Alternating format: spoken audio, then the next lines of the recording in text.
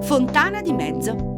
La fontana, così chiamata perché in posizione baricentrica rispetto al bosco, è una vecchia peschiera del XVIII secolo. A quel tempo era animata da varietà di pesci e capitoni ed era cinta da una balaustra di marmo bianco. Una grande cisterna, tuttora esistente e attigua al secondo cortile dell'antica fabbrica della porcellana, alimentava questa fontana che attraverso pozzetti e condotte sotterranee conduceva l'acqua alle fontane del Giardino Torre. Statua del gigante.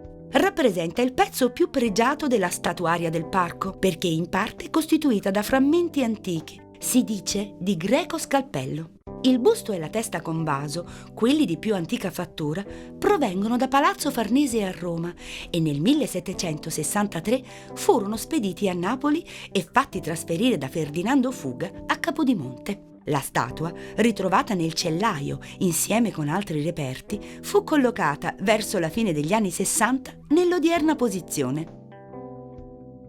Nel Settecento il viale di mezzo terminava in una piazzola circolare racchiusa da alberature, dove svettava la statua del gigante. Attualmente l'ultimo tratto del viale devia dall'asse, non è più guarnito da un doppio filare di alberi e si conclude in uno slargo dove sorge un piccolo manufatto di mattoni chiamato roccolo. L'alberatura prevalente, come negli altri stradoni, è il leccio, con sparsi esemplari di tiglio e roverella. L'arbusto più frequente è il lauro ceraso, una specie utilizzata fin dal Settecento per la conformazione delle siepi. La Reale Vaccheria fu impiantata in questo fabbricato nei primi anni dell'Ottocento ed era una vera e propria azienda dove si producevano latte e derivati che erano in parte venduti. Al piano terra vi erano le stalle e i locali addetti alla produzione casearia. Al piano superiore le abitazioni. Sotto Ferdinando II l'edificio fu ristrutturato e le facciate furono rivestite di legname per dare al manufatto l'aspetto di un cascinale rustico, secondo un gusto per il pittoresco in voga nell'Ottocento. All'epoca la produzione della vaccheria era molto rinomata anche per l'introduzione di razze bovine pregiate importate dalla Svizzera. L'edificio, ora disabitato e privo del rivestimento ligneo, conserva l'impianto ottocentesco, costituito da 2 piani aggregati intorno ad una corte centrale.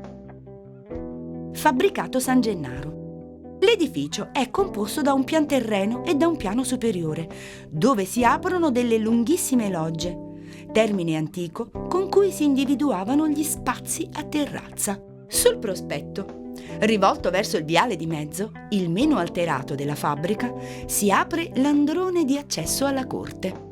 Qui si affacciano diversi locali del pianterreno, illuminati da semplici finestre circolari che modulano la facciata d'ingresso.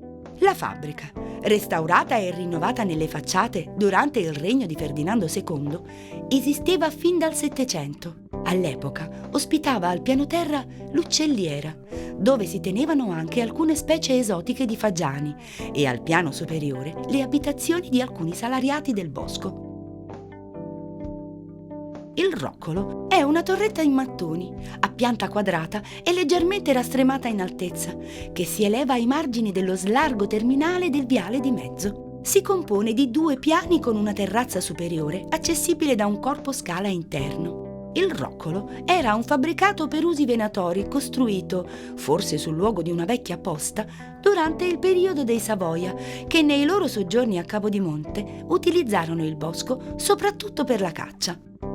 Porta di Santa Maria dei Monti. La porta, attualmente in disuso, è posta ai confini nord-est del bosco e prospetta su di una strada che conduce a Capodichino. Realizzata verso la fine del Settecento, probabilmente dai francesi, trae il nome da un antico monastero del Seicento, sito nelle sue adiacenze. Giardino Torre.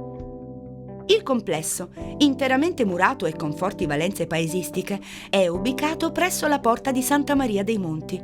Include aree a giardino con differenti destinazioni d'uso e un articolato edificio turrito. Fin dal XVIII secolo era suddiviso in più ambiti indipendenti. Il giardino della fruttiera, lo spazio più ampio, addetto principalmente alla produzione di frutta pregiata per la mensa del re. Il giardino dei fiori, la parte più preziosa, dove si coltivavano ananas e molte varietà di fiori. Il giardino della Purpiniera, dietro la stanza dell'Esedra per la riproduzione di ananas e di colture orticole. Ed infine il giardino della Fruttiera di Basso, addetto a vivaio. Vittima di distruzioni e manomissioni nel periodo bellico e post-bellico e degradato dal lungo abbandono, il complesso è stato recuperato attraverso un accurato restauro dell'impianto architettonico e vegetale, eseguito nel rispetto delle sue secolari stratificazioni. Dalla fruttiera, attraverso un ampio androne, si accede nell'edificio detto nell'Ottocento Casamento della Torre. Qui vi era l'abitazione del giardiniere che aveva in cura il complesso.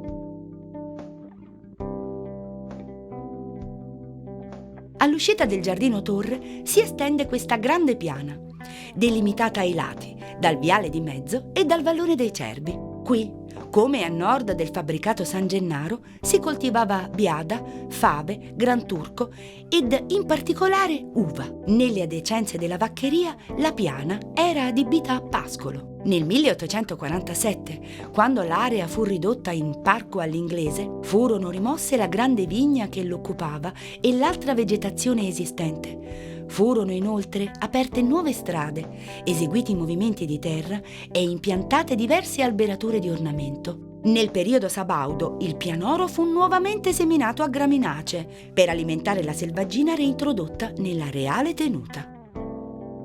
Fabbricato Cataneo è un altro degli edifici rustici del bosco, ubicato sul pianoro che sovrasta il vallone Amendola. In epoca più recente ha assunto il nome di agenzia, perché ospitava gli uffici dove gli operai ricevevano gli incarichi per la manutenzione del bosco.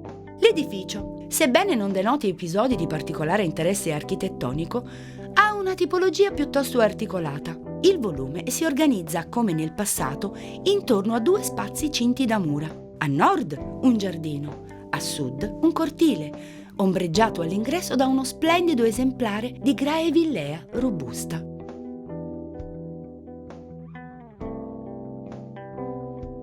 Grottino.